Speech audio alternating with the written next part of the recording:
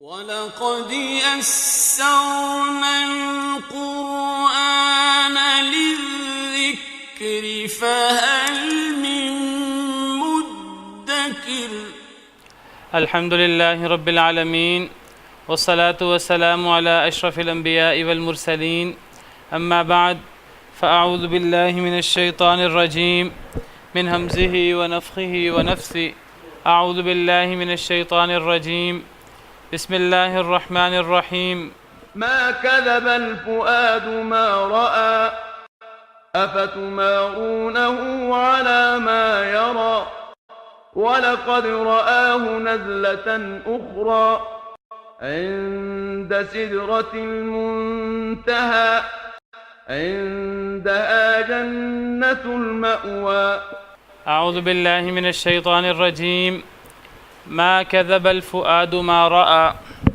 أفتمارونه على ما يرى نہیں جھوٹ بولا دل نے جو اس نے دیکھا. دل نے جو دیکھا تو دل نے جھوٹ نہیں بولا، دل نے اس کو جھوٹ نہ مانا، گویا کہ دل نے اس کی تصدیق کی جو کچھ دل نے دیکھا. افتمارونہ علی ما یری، کیا پس تم شک کرتے ہو اوپر اس کے جو اس نے دیکھا. تمارونہ، کیا پس تم شک کرتے ہو یا تم جھگڑا کرتے ہو. دونوں معنی ہو سکتے ہیں. مریا کا معنی جھگڑا بھی ہوتا ہے اور شک بھی ہوتا ہے. افتمارونہ، کیا پس تم جھگڑا کرتے ہو یا کیا پس تم شک کرتے ہو اوپر اس کے جو اس نے دیکھا یا جو وہ دیکھتا ہے. تو یہ اس پہلی دفعہ دیکھنے کے بارے میں بات ہو رہی ہے جو نبی کریم صلی اللہ علیہ وسلم نے دیکھا. پچھلے 2-3 لیکچر سے بات چل رہی ہے کہ سورہ نجم میں 2 دفعہ دیکھنے کا ذکر ہے، اور یہ آیت نمبر 11-12 میں پہلی دفعہ دیکھنے کے بارے میں بات ہو رہی ہے، جس کا ذکر یہاں آ رہا ہے. علمہ شدید القویٰ ذو مرۃ فاستویٰ وہو بالافق الاعلیٰ، کہ سکھایا نبی کریم صلی اللہ علیہ وسلم کو ایک طاقتور شخصیت نے، یعنی جبریل امین علیہ السلام نے. ذو مرۃ، جو بہت خوبصورت ہیں، پھر وہ پوری طرح نظر آئے اور وہ افق اعلیٰ میں تھے، بلند آسمان کے کنارے پر تھے. پھر وہ قریب ہوئے، پھر مزید قریب آئے. تدلی کا مطلب ہوتا ہے اوپر سے نیچے آنا. پھر مزید قریب آئے. فکان قاب قوسین او ادنی، تو 2 کمانوں کے برابر، 2 ہاتھوں کے برابر ہو گئے، بلکہ اس سے بھی زیادہ نزدیک ہو گئے، یعنی جبریل امین علیہ السلام. پس وحی کی اللہ نے جبریل کے واسطے سے، یعنی الی عبدہ، اپنے بندے کی طرف، ما اوحا، جو بھی وحی کی. تو ان آیات میں پہلی دفعہ دیکھنے کا ذکر ہے جو نبی کریم صلی اللہ علیہ وسلم نے سیدنا جبریل امین علیہ السلام کو دیکھا. اسی کا تذکرہ سورہ تکویر میں بھی ہوا. وَلَقَدْ رَآهُ بِالْأُفُقِ الْمُبِينِ، سورہ تکویر آیت نمبر 23 میں. سورہ تکویر میں بھی اسی کا ذکر ہے کہ نبی کریم صلی اللہ علیہ وسلم نے دیکھا جبریل کو بالافق المبین، افق کے واضح کنارے پر، آسمان کے واضح کنارے پر. تو اسی پہلی دفعہ دیکھنے کی بات ہو رہی ہے. تو اللہ تعالیٰ فرماتے ہیں ما کذب الفؤاد ما رأى، جو نبی کریم صلی اللہ علیہ وسلم نے اپنی آنکھوں سے دیکھا، سر کی آنکھوں سے جبریل کو دیکھا. جیسے پچھلے لیکچر میں واضح کر چکا ہوں، نبی کریم صلی اللہ علیہ وسلم سے بھی یہی بات ثابت ہے کہ جبریل کو دیکھا تھا، صحیح بخاری صحیح مسلم میں، اور یہی بات تمام صحابہ سے بھی ثابت ہے. تو اب جو نبی صلی اللہ علیہ وسلم نے دیکھا یعنی جبریل کو، یعنی پہلی مرتبہ آسمان کے افق پر، افق مبین پر، اور یہ کب دیکھا تھا؟ یہ شروع وحی میں، دوسری وحی جب ہوئی اس وقت نبی صلی اللہ علیہ وسلم نے جبریل امین علیہ السلام کو ان کی اصل شکل میں دیکھا تھا. تو پہلی دفعہ دیکھا تھا. تو اس کے بارے میں اللہ فرماتے ہیں ما کذب الفؤاد ما رأى، نہیں جھوٹ بولا دل نے جو دیکھا. یعنی جو آنکھوں نے دیکھا نبی کریم صلی اللہ علیہ وسلم کی آنکھوں نے، تو دل نے اس کا انکار نہیں کیا. بعض دفعہ انسان ایک چیز دیکھتا ہے آنکھوں سے، اس کو یقین ہی نہیں آتا. تو یہاں ایسی بات نہیں ہوئی کہ نبی کریم صلی اللہ علیہ وسلم نے جبریل کو دیکھا اپنی اصل شکل میں. نبی صلی اللہ علیہ وسلم کا جبریل کو اپنی اصل شکل میں دیکھنا یہ اللہ کی بہت بڑی نشانی ہے، اللہ کا بہت بڑا معجزہ ہے. اس کو امام سیوطی نے نبی کریم صلی اللہ علیہ وسلم کے معجزات میں شمار کیا ہے نبی کریم صلی اللہ علیہ وسلم کی جو بڑی بڑی نشانیاں ہیں ان میں سے امام سیوطی نے شمار کیا ہے کہ نبی کریم صلی اللہ علیہ وسلم نے حضرت جبریل کو 2 دفعہ ان کی اصل شکل میں دیکھا۔ یہ بہت بڑا معجزہ ہے نبی صلی اللہ علیہ وسلم کا۔ تو اب یہ جو اتنا بڑا معجزہ ہے، یہ جو ایک عجیب چیز نبی صلی اللہ علیہ وسلم نے دیکھی پہلی مرتبہ، تو جب انسان بعض دفعہ عجیب چیز دیکھتا ہے تو بعض دفعہ انسان کو اپنی آنکھوں پر یقین نہیں آتا۔ آنکھوں سے انسان دیکھ رہا ہوتا ہے، دل کے اندر انسان کہہ رہا ہوتا ہے کیا یہ ممکن ہے؟ دل کے اندر اس کو یقین نہیں آ رہا ہوتا۔ تو اللہ فرماتے ہیں کہ نبی کریم صلی اللہ علیہ وسلم کے ساتھ یہ کیفیت نہیں تھی۔ آپ نے جو آنکھوں سے دیکھا، دل اس کی تصدیق کر رہا تھا، دل اس کو جھٹلا نہیں رہا تھا۔ ما کذب الفؤاد ما رأى، نہیں جھوٹ بولا دل نے جو دیکھا، دل نے اس کو جھوٹ نہ مانا، دل نے اس کی تصدیق کی، یعنی نبی کریم صلی اللہ علیہ وسلم کے قلب اطہر نے۔ پھر اللہ فرماتے ہیں افتمارونہ علی ما یرا، کیا پس تم جھگڑا کرتے ہو اس پر جو اس نے دیکھا؟ جو نبی صلی اللہ علیہ وسلم نے دیکھا اب تم جھگڑا کرتے ہو۔ کوئی کہتا ہے کہ جبریل امین علیہ السلام کو دیکھا، کوئی کہتا ہے کہ اللہ تعالیٰ کو دیکھا، اور کوئی کچھ۔ تو جب اس کے بارے میں ہمارے سامنے دلائل موجود ہیں تو اب ان دلائل کی روشنی میں انسان کو ایک موقف پر جم جانا چاہیے جو دلائل کی روشنی میں ہے، جو نبی صلی اللہ علیہ وسلم سے خود ثابت ہے، جو صحابہ کرام سے ثابت ہے، جس کے دلائل بڑے قوی ہیں۔ اور جو دوسرا موقف ہے کہ اللہ کو دیکھا اور جو جھگڑا کرتا ہے اس بارے میں، اور اس بارے میں تعویلیں اور اس قسم کی باتیں کرتا ہے، دلائل نہیں ہیں اس کے۔ نبی صلی اللہ علیہ وسلم کے سری آپ نے جو تفسیر فرمائی ان آیات کی بذات خود، ہم نے صحیح مسلم کی حدیث پڑھی ہے حضرت عائشہ کی، حضرت مسروق والی۔ نبی صلی اللہ علیہ وسلم نے خود فرمایا ان دونوں آیتوں کے بارے میں، وَلَقَدْ رَآهُ بِالْأُفُقِ الْمُبِينِ اور وَلَقَدْ رَآهُ نَزْلَةً أُخْرَى، دوسری دفعہ جو دیکھا اور جو افق مبین میں دیکھا، تو نبی صلی اللہ علیہ وسلم نے فرمایا کہ وہ جبریل تھے، اور نبی صلی اللہ علیہ وسلم نے انہیں 2 ہی دفعہ دیکھا یعنی اپنی اصل شکل میں۔ تو اس سے مراد اللہ لینا یہ نبی صلی اللہ علیہ وسلم کی اپنی تفسیر کے خلاف ہے اور صحابہ کرام کی تفسیر کے خلاف ہے۔ تو اب جب اتنا واضح ہے ہر معاملہ، تو پھر اب جھگڑا، کیا تم جھگڑا کرتے ہو اوپر اس کو جو اس نے دیکھا؟ کوئی کہتا ہے کہ اللہ کو دیکھا، کوئی کچھ اور کہہ رہا ہے، اور کوئی کہتا ہے دیکھا ہی نہیں۔ قریش مکہ تو ویسے ہی معراج کا ہی انکار کرتے ہیں، وہ ان آیات کا ہی انکار کرتے ہیں، وہ دیکھنے کے ہی منکر ہیں۔ یہ کیسے ہو سکتا ہے کہ کوئی فرشتے کو اپنی اصل شکل میں دیکھ لے؟ وہ فرشتے کے اپنی اصل شکل میں دیکھنے کے ہی منکر ہیں، بلکہ وہ فرشتے کے نبی صلی اللہ علیہ وسلم پر وحی لانے کے ہی منکر ہیں، وہ ان ساری باتوں کا انکار کر دیتے ہیں۔ تو اللہ فرماتے ہیں کہ کیا تم جھگڑا کرتے ہو اوپر اس کے جو اس نے دیکھا؟ نبی صلی اللہ علیہ وسلم نے جو دیکھا، جو آنکھوں سے دیکھا، دل نے اس کا انکار نہ کیا، دل نے اس کی پوری تصدیق کی، اور تم لوگ جو ہے اس میں جھگڑا کر رہے ہو۔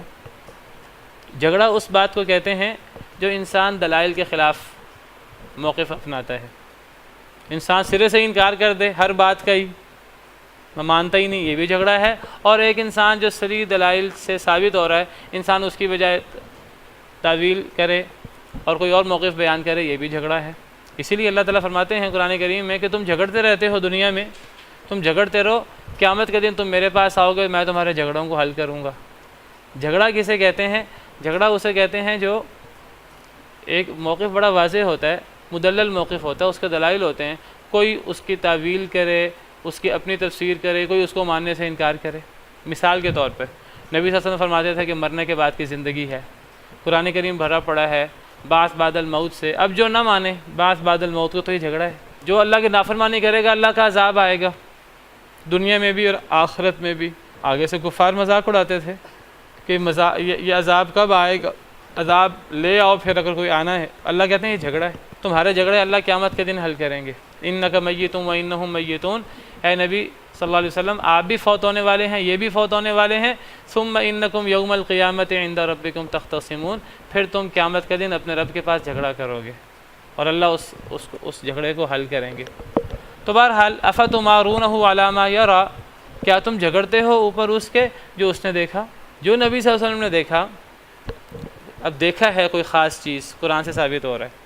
اب وہ کیا دیکھا؟ قرآن سے ثابت ہوتا ہے، قرآن کے دلائل سے، کہ دنیا میں اللہ کو نہیں دیکھا جا سکتا، تو اللہ کو نہیں دیکھا، اور احادیث مبارکہ میں تو بڑا واضح ہے۔ حضرت عائشہ قرآن کے دلائل سے ثابت کر رہی ہیں، اور آیت کریمہ وما کان لبشر سے بھی ثابت ہوتا ہے کہ اللہ سے ہم کلام ہونے کی 3 ہی صورتیں ہیں دنیا کے اندر، یا وحی جس کو آپ خواب یا القاء کہہ لیں، القاء اور الہام، یا پھر من وراء حجاب پردے کے پیچھے سے، اور یا پھر اللہ کوئی رسول بھیج دے اور وہ رسول وحی کرے، اور کوئی چوتھی صورت نہیں ہے کہ اللہ اپنا دیدار کروائیں کسی کو دنیا میں پھر اللہ وحی کریں، یہ صورت دنیا میں موجود نہیں ہے۔ اور آیات ہیں جو حضرت عائشہ نے پیش کی، لا تدرکہ الابصار وہو یدرک الابصار، آنکھیں اللہ کو نہیں پا سکتی، اللہ آنکھوں کو پا لیتے ہیں، وہو اللطیف الخبیر۔ حضرت موسیٰ کو اللہ کا یہ کہنا لن ترانی، اے موسیٰ تم مجھے ہرگز نہیں دیکھ سکتے، تو یہ دلائل ہیں کہ اللہ کو دنیا میں دیکھنا ممکن نہیں ہے جاگتی آنکھوں سے، سر کی آنکھوں سے، یہ اللہ کو دیکھنا ممکن نہیں ہے دنیا کے اندر۔ اور احادیث مبارکہ میں صراحت سے ثابت ہے، نبی صلی اللہ علیہ وسلم کا اپنا فرمان کہ اس سے جبریل مراد ہیں، اور پھر صحابہ کرام کی تفسیرات جو ہم کل پرسوں دیکھ چکے ہیں، پڑھ چکے ہیں۔ تو نبی صلی اللہ علیہ وسلم نے جو دیکھا تو نبی صلی اللہ علیہ وسلم کے دل نے بھی اس کا انکار نہیں کیا، دل نے جو ظاہری طور پہ ان کی آنکھوں نے دیکھا تو دل نے اس کی پوری تصدیق کی۔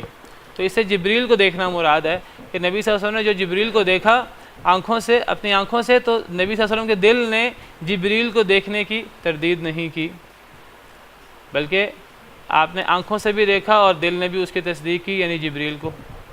بعض مفسرین یہاں ما کذب الفؤاد ما رآ سے مراد لیتے ہیں کہ نہیں جھوٹ بولا دل نے جو دیکھا، وہ اس سے مراد اللہ لیتے ہیں، پیچھے وہ حضرت جبریل ہی مراد لیتے ہیں، اور یہاں وہ اللہ مراد لیتے ہیں۔ حضرت ابن عباس سے مروی ہے، سیدنا ابن عباس سے، وہ کہتے ہیں ما کذب الفؤاد ما رآ سے مراد نہیں جھوٹ بولا دل نے جو دیکھا، کہتے ہیں یہاں مراد اللہ کو دیکھنا ہے دل کا، اور دل کا اللہ کو دیکھنے سے مراد کیا ہے؟ وہی بات کہ دل کے اندر اللہ کی عظمت، اللہ کی ہیبت آ جانا بہت زیادہ۔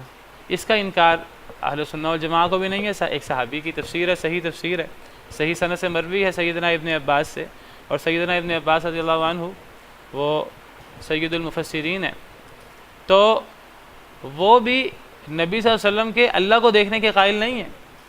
حضرت ابن عباس رضی اللہ عنہ صحابہ کرام میں سے وہ اس بات کے قائل ہیں کہ نبی کریم صلی اللہ علیہ وسلم نے اللہ کو دل سے دیکھا، وہ اس کے قائل ہیں، اور وہ اس آیت سے اس کو ثابت کرتے ہیں ما کذب الفؤاد ما رآ، اور اس سے مراد اللہ لیتے ہیں۔ تو تمام صحابہ کرام کا موقف پہلی دفعہ دیکھنے کے بارے میں، دوسری دفعہ دیکھنے کے بارے میں یہی ہے کہ اس سے جبریل مراد ہے، اور نبی صلی اللہ علیہ وسلم کی اپنی تفسیر بھی یہی ہے۔ صحابہ کرام سے بھی یہ مروی ہے، ہم سیدنا ابن مسعود کا قول پڑھ چکے ہیں صحیح بخاری میں، سیدہ عائشہ کا قول پڑھ چکے ہیں بخاری مسلم میں، سیدنا ابو ذر غفاری ان کی رائے پڑھ چکے ہیں۔ تو ان سے کسی نے پوچھا کہ کیا نبی صلی اللہ علیہ وسلم نے اپنے رب کو دیکھا؟ تو حضرت ابو ذر نے فرمایا میں نے یہ سوال خود کیا تھا نبی صلی اللہ علیہ وسلم سے، تو نبی صلی اللہ علیہ وسلم نے فرمایا تھا کہ نور تھا، میں کیسے دیکھتا؟ اللہ کا حجاب تو نور ہے، جب اللہ کا حجاب نور ہے، اللہ کے آگے نور ہے، تو اللہ کو کیسے دیکھا جا سکتا ہے؟ دیکھا ہی نہیں جا سکتا، یعنی دنیا کے اندر۔ اور پھر حضرت ابو موسیٰ اشعری سے بھی اسی طرح کی حدیث مروی ہے کہ اللہ کا حجاب، ابھی وہ حدیثیں پیش کرتا ہوں، اللہ کا حجاب نور ہے، اگر اللہ اس نور کو ہٹا دیں تو جہاں تک اللہ کی نظر جائے، اور اللہ کی نظر ہر جگہ جاتی ہے، جہاں تک اللہ کی نظر جائے وہ چیز جل کر راکھ ہو جائے گی۔ اللہ کے سامنے نور ہے، نور کا پردہ ہے، اگر اللہ اس نور کے پردے کو ہٹا دے، بہت موٹا بہت گاڑا پردہ ہے نور کا، اگر اللہ اس کو ہٹا دیں تو جہاں تک اللہ کی نگاہ جائے وہاں تک ہر چیز جل کر راکھ ہو جائے۔ تو اللہ کے سامنے نور ہے، اللہ کو دیکھا کیسے جا سکتا ہے؟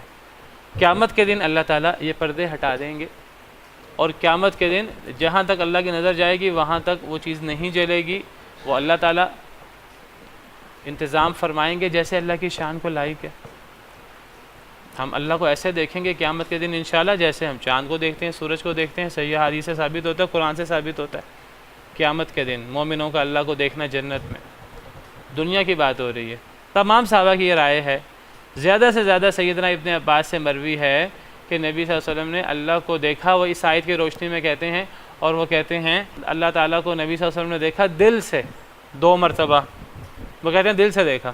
تو دل سے دیکھنے میں کوئی اختلاف نہیں ہے، یہ اختلافی مسئلہ ہی نہیں ہے دل سے دیکھنا، اختلافی مسئلہ ہے دنیا میں آنکھوں سے، ظاہری آنکھوں سے دیکھنا، یہ اختلافی مسئلہ ہے۔ دل سے دیکھنے سے کیا مراد ہے؟ دل کو دیکھنے کی چیز تو ہے ہی نہیں، دل تو احساس کرنے والی چیز ہے، دل تو غور و فکر کرنے کا آلہ ہے، دل تو دیکھنے کا آلہ ہی نہیں ہے۔ تو اللہ کی عظمت کسی کے دل میں جہاں گزی ہو جائے، اللہ کی ہیبت، تو گویا کہ وہ دل سے اللہ کو محسوس کر رہا ہے، وہ انکار نہیں کر سکتا اللہ کا، یہ دل سے اللہ کو دیکھنا ہے۔ اس میں تو کسی کا کوئی اختلاف نہیں کہ جب اللہ کی قدرت، اللہ کی عظمت ظاہر ہوتی ہے نبیوں کے سامنے، علماء کے سامنے، اللہ کے ولیوں کے سامنے، گویا کہ وہ دل سے اللہ کو پوری طرح محسوس کر رہے ہوتے ہیں کہ اللہ موجود ہے۔ اللہ کو کوئی بھی نہیں دیکھتا ظاہری آنکھوں سے، لیکن جو اللہ پر ایمان لاتے ہیں، ایمان بالغیب، گویا کہ دل سے دیکھ رہے ہوتے ہیں اللہ کو۔ تو جو نبی صلی اللہ علیہ وسلم نے دل سے دیکھا اللہ کو، تو دل نے انکار نہیں کیا۔ یہ حضرت ابن عباس کی تفسیر ہے، اور حضرت ابن عباس کی یہ تفسیر ہے جو صحیح احادیث وغیرہ میں آتی ہے کہ حضرت ابن عباس فرماتے ہیں نبی صلی اللہ علیہ وسلم نے اللہ کو دیکھا دل سے۔ اور بعض احادیث میں ہے حضرت ابن عباس سے، بعض روایات میں ہے اللہ کو دیکھا، وہاں مطلق ذکر ہے، لیکن علماء کہتے ہیں کہ وہ اسی دل سے دیکھنے پر محمول ہے حضرت ابن عباس سے۔ حضرت ابن عباس سے یہ ثابت ہے صحیح احادیث میں، صحیح روایات میں، کہ نبی صلی اللہ علیہ وسلم نے اللہ کو دیکھا دل سے۔ اور بعض روایات میں سیدنا ابن عباس سے مطلق بھی مروی ہے، وہاں دل کا لفظ نہیں ہے کہ نبی صلی اللہ علیہ وسلم نے اللہ کو دیکھا، اس کو محمول کیا جائے گا، روایات کو اکٹھا کر کے دل پر محمول کیا جائے گا، اور کسی صحابی سے اس بارے میں کچھ مروی نہیں ہے۔ اکثر مفسرین کے مطابق یہاں ما کذب الفؤاد ما رأى سے مراد دل کا جبریل کو جو آنکھوں نے جبریل کو دیکھا، دل نے اس کا انکار نہ کیا۔ اکثر مفسرین کے مطابق یہاں یہ مراد ہے، حضرت ابن عباس سے یہاں یہ مراد ہے کہ جو دل نے اللہ کو دیکھا تو دل نے اس کا انکار نہ کیا۔ بہرحال یہ ہے پہلی دفعہ دیکھنا، جو افق اعلیٰ میں تھا، سیدنا جبریل کو دیکھا افق اعلیٰ میں یا افق مبین میں، جس کا ذکر یہاں سورہ نجم میں آیت نمبر 5، 6، 7، 8، 9، 10 میں ہے، یا اس کا ذکر سورہ تکویر میں آیت نمبر 23 میں ہے۔ وَلَقَدْ رَآهُ بِالْأُفُقِ الْمُبِينِ، وہ ہے پہلی دفعہ دیکھنا نبی صلی اللہ علیہ وسلم کا جبریل امین علیہ السلام کو، اور شروع وحی میں، دوسری وحی کے موقع پر۔ اس کے بعد اللہ تعالیٰ فرماتے ہیں وَلَقَدْ رَآهُ نَزْلَةً أُخْرَى، اور البتہ تحقیق انہوں نے دیکھا اس کو، جبریل کو، نزلتاً اخرى، دوسری مرتبہ، نزلتاً مرتبہ، اخرى دوسری مرتبہ، اور البتہ تحقیق نبی صلی اللہ علیہ وسلم نے دیکھا اس کو، یعنی جبریل امین علیہ السلام کو، نزلتاً اخرى، دوسری مرتبہ۔ کس کو دیکھا؟ جبریل امین علیہ السلام کو، جس کو پہلی دفعہ دیکھا اسی کو دوسری دفعہ بھی دیکھا، جبریل امین علیہ السلام مراد ہے۔ تو سورہ نجم میں نبی صلی اللہ علیہ وسلم کا جبریل کو 2 دفعہ دیکھنا، یہ دونوں دفعہ دیکھنا سورہ نجم سے ثابت ہے۔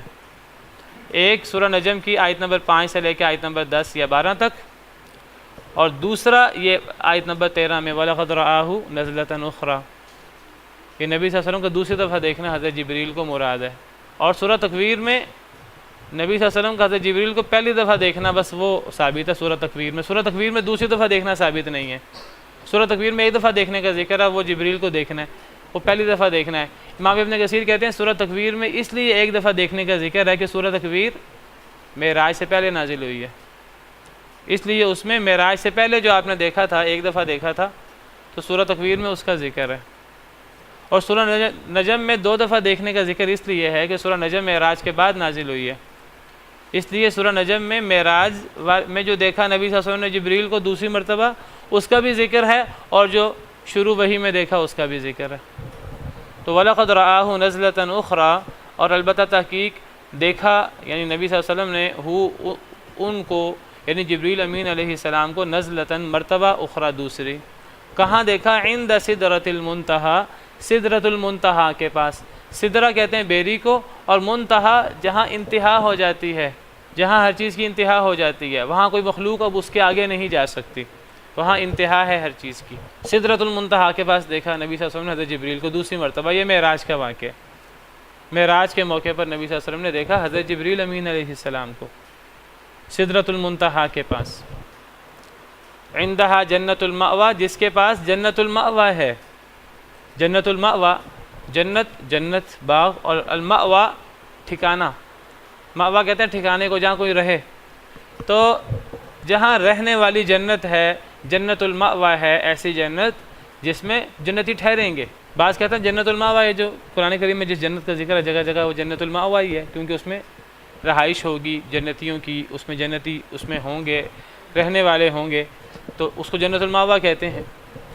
بعض مفسرین کہتے ہیں اس کو جنت المأوا اس لیے کہتے ہیں کہ یہاں اللہ تعالیٰ نے سیدنا آدم علیہ السلام کو ٹھہرایا تھا، اس لیے اس کو جنت المأوا کہتے ہیں۔ مأوا کا مطلب ٹھہرنا، رہائش، اور یہاں حضرت آدم کو ٹھہرایا تھا، لہذا یہ جنت المأوا ہے، اور اسی میں حضرت آدم کو ٹھہرایا تھا، اسی میں جنتی لوگ قیامت کے بعد جب جنت میں جائیں گے تو اسی جنت میں جائیں گے، یہی حضرت آدم ٹھہرے تھے اور اسی میں جنتی لوگ جائیں گے۔ بعض لوگ کہتے ہیں جی وہ حضرت آدم والی جنت کوئی اور تھی، وہ دنیا میں کوئی جنت تھی، اور جب جنتی جنت میں جائیں گے وہ جنت کوئی اور ہوگی، یہ بات صحیح نہیں ہے، یہ موقف صحیح نہیں ہے۔ حضرت آدم کو اصل جنت میں ٹھہرایا گیا تھا، وہی جنت جہاں ہم نے انشاءاللہ جنتیوں نے فوت ہونے کے بعد جنت میں جانا ہے، وہی جنت ہے۔ اللہ نے جو انعام رکھا ہے جنتیوں کے لیے، اللہ نے اسی جنت میں حضرت آدم کو داخل کیا تھا۔ اس کے بہت سارے دلائل ہیں، اس وقت وہ موضوع نہیں ہے، انشاءاللہ کسی اور موقع پر بیان کروں گا۔ تو نبی صلی اللہ علیہ وسلم نے حضرت جبریل امین علیہ السلام کو دوسری مرتبہ دیکھا سدرۃ المنتہا کے پاس، ایسی بیری کے پاس جہاں ہر چیز کی انتہا ہو جاتی ہے، کوئی اس سے آگے نہیں جا سکتا، وہاں دیکھا سدرۃ المنتہا یا سدرۃ المنتہا، یہ چھٹے یا ساتویں آسمان میں ایک بیری کا درخت ہے، بڑا ہی عظیم الشان، اللہ کی بہت عظیم نشانی ہے، بہت بڑی قدرت ہے سدرۃ المنتہا۔ یہ ایسی بیری ہے، یہ ایسی بیری کا درخت ہے جہاں حضرت جبریل، دیگر مخلوقات کوئی اس سے آگے نہیں جا سکتی۔ نبی صلی اللہ علیہ وسلم نے شب معراج اس کا بھی مشاہدہ کیا، اس کے ارد گرد سونے کے پروانے منڈلا رہے تھے، اور جو اس کے پھل تھے وہ بہت بڑے بڑے تھے، اور یہیں نبی صلی اللہ علیہ وسلم کو 3 چیزوں سے نوازا گیا۔ ایک 5 وقت کی نمازیں وہ یہاں معراج کے موقع پر دی گئی تھی سدرۃ المنتہا کے پاس، اور 5 وقت کی نمازیں، اور سورہ بقرہ کی آخری 2 آیات آمن الرسول بما انزل الیہ من ربہ والمؤمنون، اور لا یکلف اللہ نفسا الا وسعہا۔ اور تیسری بات جو نبی صلی اللہ علیہ وسلم کو دی گئی، جو شخص بھی شرک کی آلودگی سے پاک ہوگا تو وہ شخص جو ہے وہ جنت میں داخل ہوگا، اس کو اللہ کی مغفرت حاصل ہوگی۔ یہ 3 باتیں سدرۃ المنتہا پر نبی صلی اللہ علیہ وسلم کو دی گئیں، صحیح مسلم کی روایت سے ثابت ہوتا ہے۔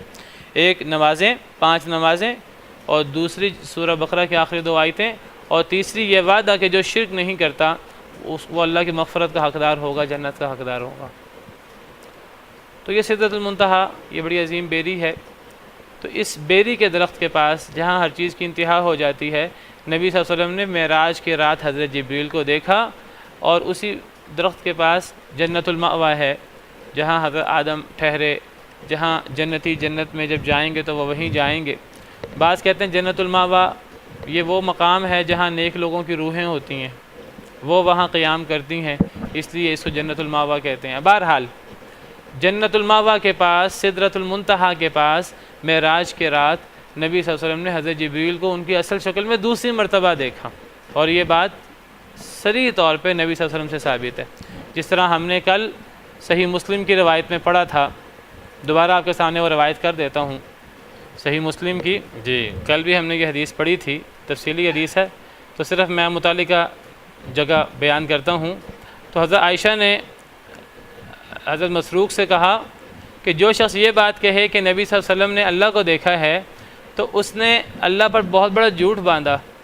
تو حضرت مسروق کہنے لگے کہ اے ام المؤمنین ذرا انتظار کیجئے، ذرا جلدی نہ کیجئے، کیا اللہ نے یہ نہیں فرمایا وَلَقَدْ رَآهُ بِالْأُفُقِ الْمُبِينِ وَلَقَدْ رَآهُ نَزْلَةً أُخْرَى؟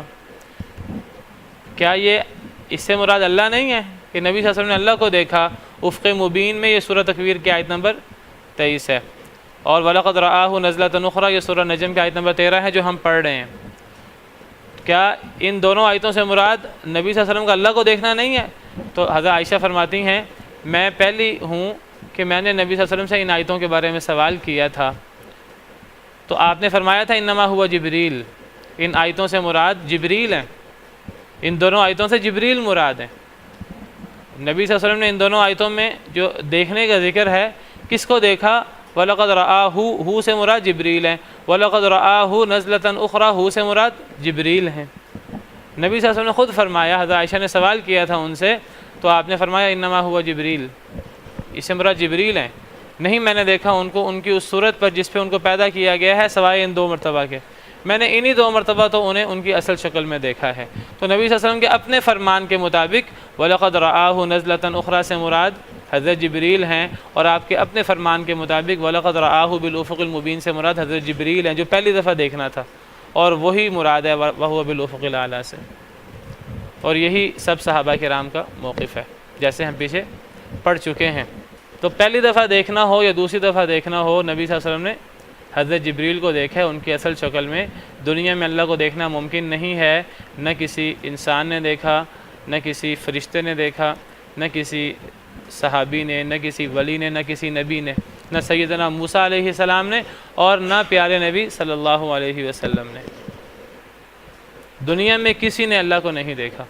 ہاں قیامت کے دن جنتی اللہ کو دیکھیں گے جن کے سردار نبی ہوں گے، نبی بھی اللہ کو دیکھیں گے قیامت کے دن، جو قرآن سے بھی ثابت ہے اور وہ بہت ساری صحیح احادیث سے ثابت ہے۔ ہاں اللہ کو دنیا میں بھی دیکھنا ممکن ہے خواب میں، سر کی آنکھوں سے اللہ کو نہیں دیکھا جا سکتا دنیا میں، جاگتی آنکھوں سے اللہ کو نہیں دیکھا جا سکتا، خواب میں اللہ کو دیکھنا بالکل ممکن ہے۔ اور پیارے نبی صلی اللہ علیہ وسلم نے اللہ کو دل سے بھی دیکھا ہے جس طرح سیدنا ابن عباس فرماتے ہیں، اور خواب میں بھی دیکھا ہے۔ اس کی کیا دلیل ہے؟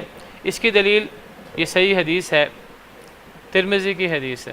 ترمذی کی یہ حدیث ہے، حضرت ابن عباس رضی اللہ عنہ راوی ہیں کہ نبی کریم صلی اللہ علیہ وسلم نے فرمایا، ترمذی حدیث نمبر 32-33، حضرت ابن عباس فرماتے ہیں کہ نبی صلی اللہ علیہ وسلم نے فرمایا اتانی اللیلۃ ربی تبارک و تعالی فی احسن صورہ، صحیح حدیث ہے۔ حضرت ابن عباس راوی ہیں، نبی صلی اللہ علیہ وسلم نے فرمایا کہ آیا میرے پاس آج رات میرا رب تبارک و تعالی جو بہت بابرکت ہے، بہت بلند ہے، فی احسن صورہ بہترین صورت میں، آج رات میرے پاس میرے رب بہترین صورت میں آئے۔ نبی صلی اللہ علیہ وسلم فرماتے ہیں بہترین صورت میں۔ کیسے آپ نے فرمایا بہترین صورت میں؟ کیونکہ آپ نے دیکھا، اس لیے آپ نے فرمایا۔ قال احسبہ فی المنام، راوی کہتے ہیں کہ آپ فرما رہے تھے کہ خواب میں، یہ خواب کی بات ہے، یہ جاگتی آنکھوں کی بات نہیں ہے، یہ خواب کی بات ہے۔ نبی صلی اللہ علیہ وسلم فرماتے ہیں کہ آج رات میرے پاس اللہ رب العالمین تبارک و تعالی بہترین صورت میں آئے، خوبصورت ترین صورت میں۔ اللہ سے بڑھ کر کون جمال والا ہوگا؟ ان اللہ جمیل یحب الجمال، اللہ بہت خوبصورت ہے، خوبصورتی کو پسند فرماتے ہیں۔ تو نبی صلی اللہ علیہ وسلم فرماتے ہیں آج رات میرے پاس رب تبارک و تعالی بہترین صورت میں آئے خواب میں۔ پھر کیا فرمایا اللہ نے؟ اللہ نے فرمایا یا محمد، اے محمد، هل تدری فیما یختصم الملأ الاعلی، کیا تمہیں پتہ ہے کہ ملأ الاعلی کس بارے میں اختلاف کر رہے ہیں؟ ملأ الاعلی سے مراد فرشتے آسمانوں کے، وہ کس بارے میں اختلاف کر رہے ہیں تمہیں پتہ ہے؟ اذان کے بعد اس کو پڑھ لیتے ہیں۔ تو میں ذکر کر رہا تھا کہ نبی صلی اللہ علیہ وسلم نے دنیا میں اللہ تعالیٰ کو خواب میں دیکھا ہے، جیسے ترمذی کی اس روایت میں اور صحیح بخاری کی بھی ایک روایت سے ثابت ہے کہ نبی صلی اللہ علیہ وسلم فرماتے ہیں کہ آج رات میرے پاس اللہ تعالیٰ بہترین صورت میں آئے، اور اللہ نے فرمایا اے محمد کیا آپ کو پتہ ہے فیما یختصم الملأ الاعلی، کہ ملأ الاعلی کس بارے میں اختلاف کر رہے ہیں؟ یعنی ملأ الاعلی سے مراد ہے آسمان کے بلند و بالا فرشتے، کس بارے میں اختلاف کر رہے ہیں؟ قال قلت، نبی صلی اللہ علیہ وسلم فرماتے ہیں میں نے عرض کیا نہیں اے اللہ تعالیٰ مجھے نہیں معلوم۔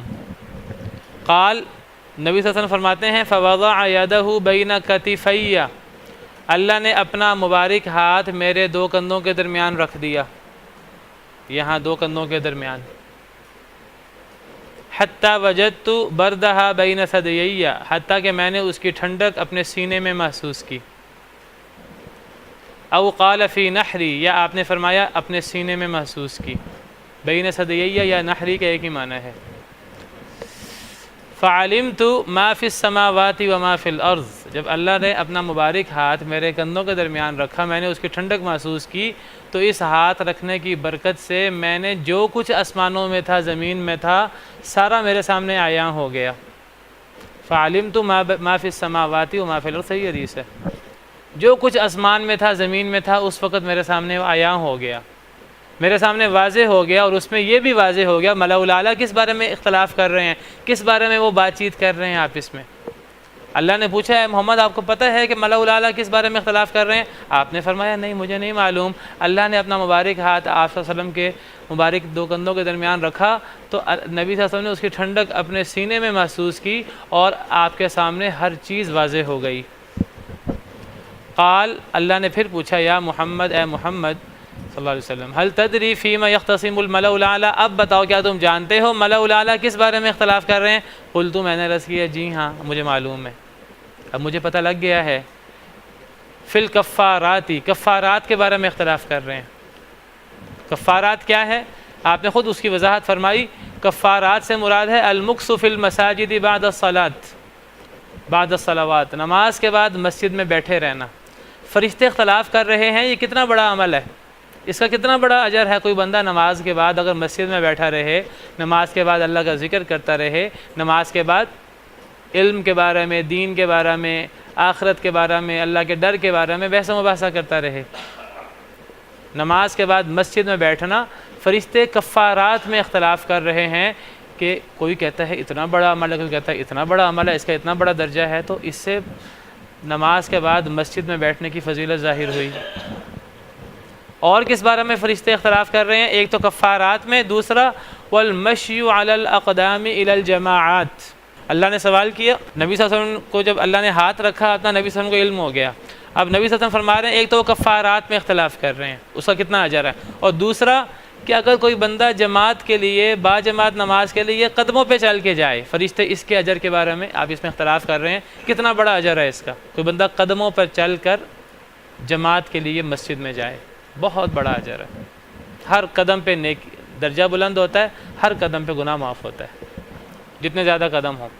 اور تیسری چیز وَإِسْبَاغُ الْوُضُوعِ فِي الْمَكَارِهِ، اور ناپسندیدہ اوقات میں وضو پورا کرنا، ناپسندیدہ اوقات میں، فی المکارہ، مکروہ وقت میں۔ مکروہ وقت سے کیا مراد ہے؟ جب انسان کو پانی کا استعمال مشکل محسوس ہو، سخت سردی میں ٹھنڈا پانی ہے، اب انسان سوچتا ہے گرم گرم بستر سے نکلا ہے صبح سردیوں میں، اب میں وضو کروں تو کیسے کروں؟ کئی لوگ تو یہی سوچتے ہیں کہ سخت سردی ہے تیمم ہی نہ کر لوں، تو ایسے وقت میں ایک بندہ پورا وضو کرتا ہے، پورا وضو، یہاں تک نہیں وہ اور مبالغے کے ساتھ وضو کرتا ہے۔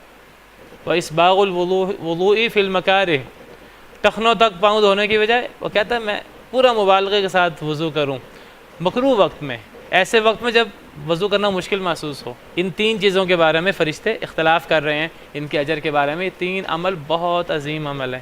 وَمَنْ فَعَلَ ذَلِكَ، اب اس کا ثواب بھی سن لیجئے، جو یہ تین کام کرے، نمازوں کے بعد مسجد میں بیٹھا رہے اور چل کر پیدل مسجد میں جائے اور مشکل وقت میں پورا وضو کرے، جو یہ کام کرے عاش بخیر ومات بخیر، اس کی زندگی بھی خیر سے گزرے گی، موت بھی خیر کے ساتھ ہوگی۔ وکان من خطیئتہ کیوم ولدتہ امہ، وہ اپنے گناہوں سے ایسے نکل جائے گا جیسے کہ آج ہی اس کو اس کی ماں نے پیدا کیا ہے۔ وقال، اور اللہ نے فرمایا یا محمد، اے محمد صلی اللہ علیہ وسلم، اذا صلیت، جب تم نماز پڑھ لو، فقل، تو یہ کہو اللہم انی اسألک فعل الخیرات وترک المنکرات وحب المساکین وَإِذَا أَرَدْتَ بِعِبَادِكَ فِتْنَةً فَاقْبِضْنِي إِلَيْكَ غَيْرَ مَفْتُونٍ، کہ نماز پڑھ لو تو نماز کے آخر میں یا نماز سلام کے بعد یہ دعا پڑھو، اے اللہ میں آپ سے نیکی کرنے کا سوال کرتا ہوں۔ نیکی کی توفیق بھی اللہ دیتے ہیں۔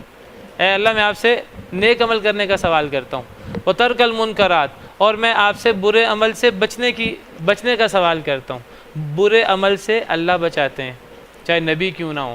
اسی لیے حضرت یوسف نے کیا فرمایا تھا کہ وَإِلَّا تَصْرِفْ عَنِّي كَيْدَهُنَّ أَصْبُ إِلَيْهِنَّ وَأَكُن مِّنَ الْجَاهِلِينَ، اے اللہ اگر آپ نے ان عورتوں کی چال کو مجھ سے دور نہ کیا، میں ان کی طرف مائل ہو جاؤں گا، جاہل ہو جاؤں گا۔ اے اللہ آپ ہی مجھے ان سے بچا سکتے ہیں۔ حضرت یوسف نبی تھے، یہ دعا سکھائی اللہ تعالیٰ نے نبی صلی اللہ علیہ وسلم کو کہ آپ اللہ سے دعا کریں نماز کے آخر میں یا نماز کے بعد، اے اللہ میں نیک عمل کرنے کا سوال کرتا ہوں آپ سے، اور میں آپ سے برائی سے بچنے کا سوال کرتا ہوں۔ حضرت ابراہیم نے اللہ سے دعا کی، اے اللہ مجھے بتوں کی عبادت سے بچا لے، مجھے اور میری اولاد کو۔ حضرت ابراہیم جو توحید کا سمبل بن گئے ہیں، ملت ابراہیم حنیفہ، جو توحید کا سمبل ہیں، وہ اللہ سے دعا کرتے ہیں اے اللہ مجھے اور میری اولاد کو شرک سے بچا لے۔ حضرت ابراہیم کو ان کے اولاد کو شرک سے بچانے والا اللہ، تو گناہوں سے بچنے کا سوال کرتا ہوں۔ وحب المساکین، اے اللہ غریبوں کی محبت مجھے دے دے۔ جب انسان کو اللہ نعمت دیتے ہیں نا تو انسان بڑا ہی عجیب ہے، انسان اپنے جیسے غریب انسانوں کی محبت اس کے دل سے نکل جاتی ہے۔ تو اے اللہ میرے دل میں غریبوں کی مسکینوں کی محبت پیدا کر دے۔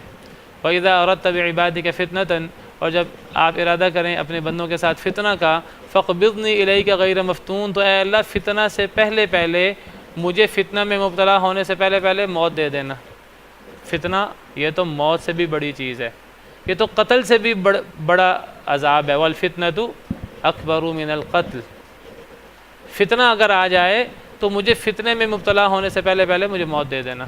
اور فرمایا وَالدَّرَجَاتِ، اور درجات کے بارے میں بھی فرشتے بات کر رہے ہیں، اور فرشتے درجات کے بارے میں بھی بات کر رہے تھے۔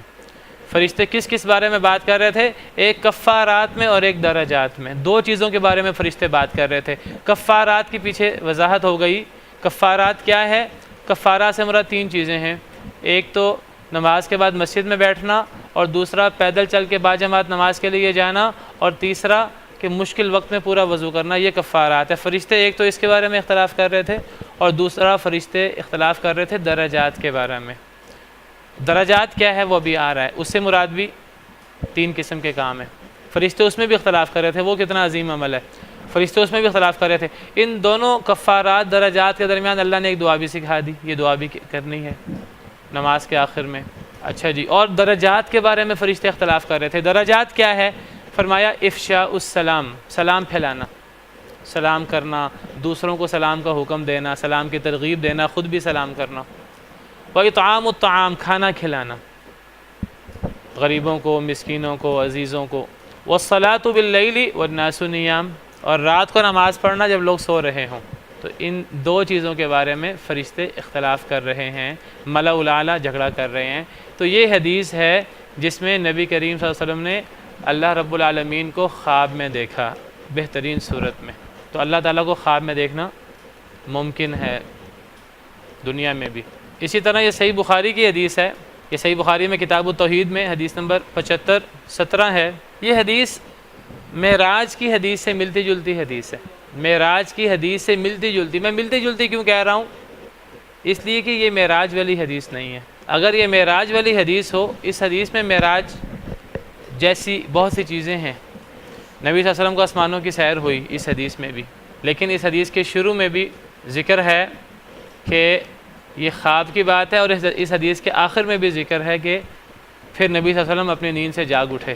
حالانکہ جو معراج آپ کو ہوا ہے، حقیقی معراج، وہ خواب میں نہیں ہوا، وہ نبی صلی اللہ علیہ وسلم نے جاگتے ہوئے کیا ہے۔ تو یہ حدیث، یہ جو صحیح بخاری کی حدیث نمبر 75-17 ہے، یہ حدیث عام معروف معراج کی حدیث نہیں ہے جو آپ نے جاگتی آنکھوں سے کی، جو آپ نے جاگتے ہوئے جو معراج آپ کو پیش آیا، واقعہ معراج۔ اس حدیث میں جو واقعہ معراج سے ملتے جلتے واقعات کا ذکر ہے، میں نے اس لیے آپ کو ذکر کیا تھا کئی دن پہلے کہ نبی صلی اللہ علیہ وسلم نے جو آسمان و زمین کی ملکوت دیکھیں، ایک تو جنت جہنم وغیرہ، ایک تو معراج کے موقع پر دیکھیں، اور وہ آپ جاگ رہے تھے، وہ نیند میں نہیں تھے، حالانکہ نبیوں کی نیند بھی وہی ہوتی ہے۔ وہ آپ نے جاگتی آنکھوں کے ساتھ، اپنے جسم اطہر کے ساتھ، روح کے ساتھ آپ نے وہ معراج ہوا ہے آپ کو۔ لیکن اسی معراج سے ملتے جلتے واقعات نبی صلی اللہ علیہ وسلم کو خواب میں بھی ہوئے ہیں۔ آپ نے کئی دفعہ خواب میں بھی جنت جہنم کو دیکھا ہے، اور وہ بھی وہی ہے۔ جب نبی صلی اللہ علیہ وسلم سوتے ہیں تو آپ کا آنکھ سوتی ہے، دل نہیں سوتا، صحیح حدیث میں مروی ہے۔ اور یہ جو حدیث ہے صحیح بخاری کی جو معراج سے ملتی جلتی ہے، یہ مشہور معراج کا واقعہ نہیں ہے، یہ ایسا واقعہ ہے جس میں معراج سے ملتے جلتے واقعات ہیں، اور یہ خواب کا واقعہ ہے۔ میں نے اپنے استاد شیخ الحدیث حافظ ثناء اللہ مدنی حفظہ اللہ سے پوچھا اس حدیث کے بارے میں، اور تو وہ کہنے لگے کہ بعض لوگوں کو مغالطہ ہے کہ وہ معراج جیسے واقعات وہ سب کو ایک ہی واقعہ شمار کرتے ہیں، حالانکہ معراج کا جو مشہور واقعہ ہے وہ جاگتی آنکھوں کے ساتھ ہے، جسم روح سمیت ہے، وہ مشہور واقعہ ہے، اور وہ خواب میں نہیں ہوا، لیکن معراج سے ملتے جلتے واقعات خواب میں بھی ہوئے ہیں۔ تو اس حدیث کو عام مشہور واقعہ معراج کنسیڈر کرنا یہ ایک بڑی علمی غلطی ہے۔ تو یہ جو ہے حدیث صحیح بخاری کی حدیث نمبر 75-17، اس حدیث میں نبی صلی اللہ علیہ وسلم کے اللہ کو دیکھنے کا ذکر ہے، اس حدیث میں صحیح بخاری کی حدیث میں۔ اس سے کچھ لوگ مغالطہ کھا جاتے ہیں، نبی صلی اللہ علیہ وسلم نے اللہ کو دیکھا معراج کے موقع پر، حالانکہ اس حدیث کے شروع میں بھی خواب کا ذکر ہے، آخر میں بھی خواب کا ذکر ہے، اور معراج کے بارے میں سب کا اتفاق ہے کہ وہ خواب میں نہیں ہوا، وہ جاگتی آنکھوں کے ساتھ ہوا ہے۔ بعض منکرین حدیث ٹائپ لوگوں کا یہ کہنا ہے کہ معراج خواب میں ہوا ہے، لیکن معراج تو جاگتی آنکھوں سے ہوا ہے، جسم روح سمیت ہوا ہے، سب کو پتہ ہے۔ لیکن اب یہ حدیث دیکھیں، اس حدیث میں ہے کہ نبی صلی اللہ علیہ وسلم کے پاس 3 لوگ آئے اور نبی صلی اللہ علیہ وسلم جو ہیں وہ مسجد حرام میں سو رہے تھے۔ ان 3 لوگوں میں سے ایک نے کہا کہ یہ کون ہے، تو دوسرے نے کہا یہ ان میں سے سب سے بہتر ہے، تیسرے نے کہا جو سب سے بہتر ہے اس کو لے چلو اپنے ساتھ۔ یہ رات گزر گئی، پھر دوسری رات دوبارہ آئے، فیما یرا قلبہ، اس حالت میں کہ نبی صلی اللہ علیہ وسلم کا دل دیکھ رہا تھا، آپ کی آنکھ سو رہی تھی اور آپ کا دل نہیں سوتا تھا۔ یہ خواب کا واقعہ ہے۔ وَكَذَلِكَ الْأَنْبِيَاء، اسی طرح انبیاء ہوتے ہیں، تنام اعینہم، ان کی آنکھیں سوتی ہیں، ان کے دل نہیں سوتے۔ فلم یکلموہ، ان فرشتوں نے نبی صلی اللہ علیہ وسلم سے کلام نہیں کیا حتیٰ کہ آپ کو اٹھا لیا۔ یہ اب واقعہ شروع ہو رہا ہے اور اس میں معراج سے ملتے جلتے واقعات بیان ہو رہے ہیں۔ اس میں شق صدر کا واقعہ بھی ہے، دل کو دھونے کا، قلب اطہر کو، اور دیگر واقعات بھی ہیں، لیکن یہ واقعہ دل جاگ رہا تھا، آنکھیں سو رہی تھیں، اس کے شروع میں ذکر ہے۔ اور اس واقعے کے آخر میں، اگر میں یہ حدیث آخر میں لے جاؤں، جب پورا واقعہ بیان ہو جاتا ہے تو وہ جو واقعہ ہے کہ آپ کو جو ہے وہ نمازیں ملیں، نمازوں کا تحفہ ملا۔ حضرت موسیٰ نے کہا اے محمد واپس جا کر اللہ سے نمازوں کے کم کرنے کا سوال کریں، تو یہ وہ ذکر ہے۔ حضرت موسیٰ کہتے ہیں کہ واللہ راودت بنی اسرائیل علی ادنی من ذلک فترکوہ، مجھے بنی اسرائیل سے معاملہ پڑا ہے، بنی اسرائیل پر اس سے بھی کم نمازیں مقرر ہوئی تھیں، انہوں نے پھر بھی چھوڑ دیا تھا نمازوں کو، آپ اللہ سے تقاضا کریں 5 سے بھی اللہ نمازیں کم کر دیں۔ تو نبی صلی اللہ علیہ وسلم نے فرمایا یا موسیٰ، اے موسیٰ، قد واللہ استحییت من ربی، اب تو مجھے شرم آتی ہے۔ یہ بالکل آخری واقعہ ہے جب 5 نمازیں رہ گئی تھیں۔ اب حضرت موسیٰ نے کہا کہ دوبارہ جا کر اللہ سے 5 سے بھی کم کرانے کا مطالبہ کریں، تو نبی صلی اللہ علیہ وسلم نے فرمایا اب تو مجھے شرم آتی ہے، اب تو مجھے اللہ سے حیا آتی ہے۔ اچھا، قال فاہبط بسم اللہ، تو حضرت موسیٰ نے کہا ٹھیک ہے، پھر اب آپ اتر جائیے اللہ کا نام لے کر زمین پہ، 5 نمازیں ہیں۔ تو قال فرماتے ہیں واستيقظ وهو في مسجد الحرام، اور آپ جاگے تو آپ مسجد حرام میں تھے۔ یہ واقعے کا شروع آپ کو بتایا ہے اور واقعہ کا آخر آپ کو بتایا ہے۔ شروع میں بھی خواب کا ذکر ہے کہ دل جاگ رہا تھا، آنکھیں سو رہی تھیں، اور اس واقعے کے آخر میں بھی جاگنے کا ذکر ہے کہ پھر نبی صلی اللہ علیہ وسلم جاگے تو آپ مسجد حرام میں تھے۔ یہ سارا واقعہ کس میں ہوا؟ خواب میں ہوا۔ اب یہ جو واقعہ ہے صحیح بخاری کا 75-17، اس واقعے کے اندر جو میں آپ کو جملہ بتانا چاہتا ہوں اس میں یہ ہے کہ حتیٰ جاء سدرۃ المنتہا، حتیٰ کہ جبریل نبی صلی اللہ علیہ وسلم کو سدرۃ المنتہا کے پاس لے آئے۔ اب وہاں ہے ودن الجبار، جبار قریب آیا۔ جبار کون ہے؟ اللہ قریب آئے، رب العزہ جو عزت والا رب ہے۔ فتدلی، مزید قریب ہوئے، حتیٰ کان منہ قاب قوسین او ادنی، حتیٰ کہ اللہ تعالیٰ نبی صلی اللہ علیہ وسلم سے 2 کمانوں کے برابر ہو گئے یا اس سے بھی زیادہ قریب۔ اتنے قریب آ کر اللہ اتنے قریب آ گئے، صحیح بخاری کی روایت ہے 75-17۔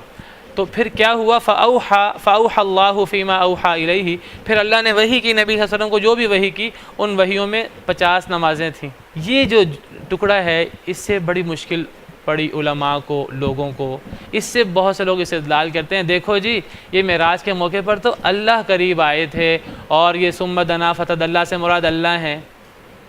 تو یہ علماء کے اقوال پڑھیں، اس حدیث کے بارے میں علماء کی شرح پڑھیں تو یہ معراج کا مشہور واقعہ ہے ہی نہیں، یہ سوتے ہوئے معراج کا واقعہ ہے۔